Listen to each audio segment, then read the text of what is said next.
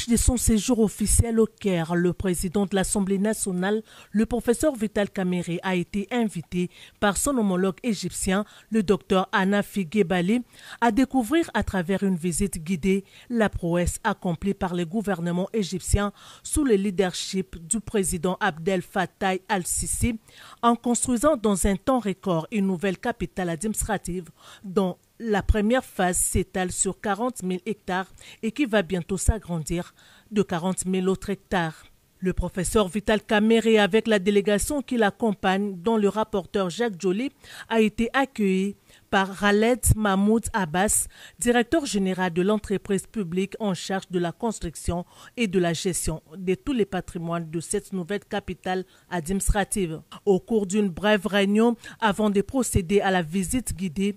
Khaled Mahmoud Abbas a fait une présentation de ce gigantesque projet qui a coûté au gouvernement égyptien 60 milliards d'euros et qui a résolu le problème de désengorgement de l'ancienne capitale administrative et sa surpopulation évaluée aujourd'hui à 20 millions d'habitants. Situé à une cinquantaine de kilomètres de l'ancienne capitale, ce projet pharaonique offre à l'Égypte une nouvelle ville verte et moderne dans les déserts, abritant les sièges de toutes les institutions, dont la présidence de la République, la Chambre des représentants, des bâtiments abritant des ministères, des banques, plusieurs universités internationales, des écoles, des complexes médicaux, une bibliothèque de 5 millions de livres et un village olympique avec un complexe de 80 000 places, pour ne citer que cela. Nous allons faciliter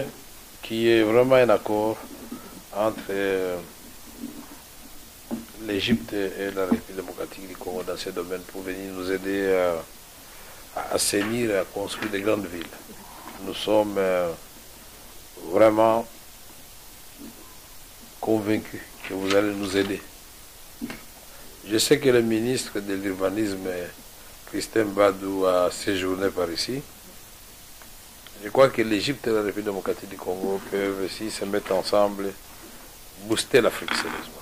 Le président de l'Assemblée nationale a fait la ronde des grandes places de cette cité qui n'a rien à envier à l'Occident et qui reçoit déjà plus de 50 000 travailleurs, 15 000 étudiants et 6 000 élèves. Outre des très nombreux logements, non seulement de haute gamme, mais aussi plus modestes, afin d'accueillir tous les fonctionnaires du nouvel ensemble.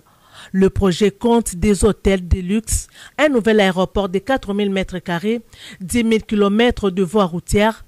un métro et tant d'autres infrastructures. D'autre part, la ville détient la plus grande cathédrale du Moyen-Orient, dénommée Cathédrale de la Nativité, avec une capacité d'accueil de 7 300 personnes, qui représente un cadeau du président égyptien Abdel Fattah al-Sisi à la communauté chrétienne d'Égypte. Le président de l'Assemblée nationale Vital Kamerhe et les rapporteurs Jacques Joly se sont prosternés devant l'autel de cette cathédrale. Il faut noter que plusieurs échanges ont déjà été entamés entre le gouvernement congolais à travers le ministère de l'Urbanisme et Habitat pour pouvoir utiliser cette expertise égyptienne dans les désengorgements de la capitale Kinshasa. C'est la raison et l'intérêt du choix des autorités égyptiennes de faire visiter cette nouvelle ville au président de l'Assemblée nationale de la RDC.